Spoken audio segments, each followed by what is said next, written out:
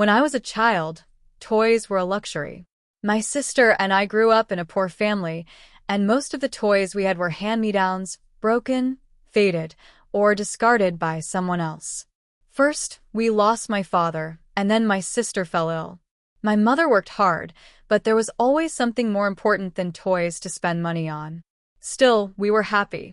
We loved our old dolls, toy soldiers, or whatever strange little games from the past we could find, even if we didn't quite understand them. Meanwhile, the other girls at school played with the newest dolls from television commercials, or even video games. One day, everything changed. After the death of one of my mother's aunts, the family went through her belongings before selling her small, lonely house. My mom's younger sister, Aunt Rebecca, noticed a doll resting neatly on the aunt's bed. It was old, very old. The doll's head was made of detailed porcelain, so heavy it almost seemed alive. Its clothes were worn, its painted face scratched, but there was something about it, something that caught her attention. She thought of me. Days later, Aunt Rebecca arrived at our house holding that doll. From the moment I saw it, I was enchanted. My sister and my mother, however, were uneasy. They said the doll's expression was disturbing. Its name became Claudia. I cleaned her little face with a cloth, and instantly, she seemed different. Happier. Almost alive. I carried her everywhere, school, the park, even to bed. Over time, something strange happened. Her old clothes seemed to mend themselves, looking prettier, newer, as if someone worked on them at night. But while Claudia became my inseparable companion, my sister grew frightened. She swore the doll watched her at night. She even stopped sleeping in our room. I laughed it off, saying she was just jealous, but deep down, I wondered. Then my sister's illness grew worse. She had to be hospitalized, and my mother stayed with her all day. I was sent to live with my grandmother and Aunt Rebecca. That's when things turned terrifying.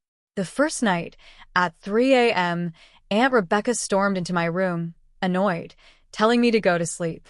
I was confused. I had been sleeping. But when I reached for Claudia at my side, she was gone. I searched the house, whispering her name. And then I heard it. Claudia's voice. The very voice I'd invented in my imagination for our games, only now it was whispering in the dark, speaking to someone else. I found her by my grandmother's bedroom door. I picked her up, scolded her like a child, and returned to bed. The next morning, my aunt furiously accused me of wrecking the entire bedroom. Furniture overturned, drawers pulled out. But I hadn't done anything. Only my aunt, myself, and Claudia had been there. The following night, I woke to my aunt's scream. She was in her room, trembling, clutching Claudia. She was sitting on my bed, she whispered, staring at me while I slept. I denied moving the doll, but her fear was real. From that point on, Claudia's appearance began to shift. Her clothes aged again. Her face grew worn, and when I touched her porcelain arms, I could feel something hard beneath, almost like bones. Sometimes, if I held her close to my ear, I swore I could hear faint breathing. My grandmother, deeply religious yet also a believer in the supernatural, decided enough was enough. She and Aunt Rebecca whispered about the doll late at night. One evening, my aunt carried Claudia into my grandmother's room. That night, I dreamt vividly of Claudia transforming into a towering woman who wrapped her hands around my grandmother's neck. I bolted awake and rushed to check on her. Through the cracks in the door, I saw the light on and heard two voices. My grandmother's and another. A woman's. But my aunt was behind me in the hallway. "Go back to bed," she told me. The next morning, Claudia was gone. My grandmother and aunt returned after sunrise, pale and exhausted, but said nothing. When I was finally allowed to go home, I thought it was over. My sister was recovering, my mother was calmer, and we spent a happy evening together. But that night, in my own room, I woke up to find Claudia sitting on a chair across from my bed. She was watching me. Her eyes, they weren't painted porcelain anymore.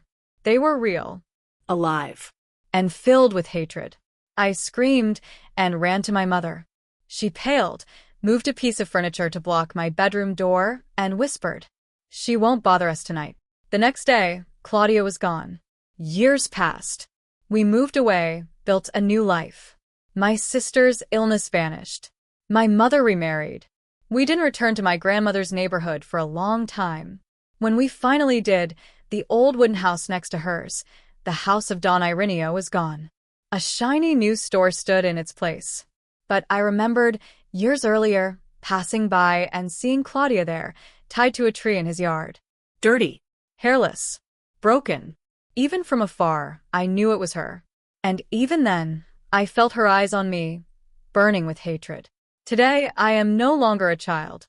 And yet, sometimes I dream of her, crawling closer, closer. And nothing terrifies me more than the thought that one day, I'll wake up, and she'll be there again, watching me.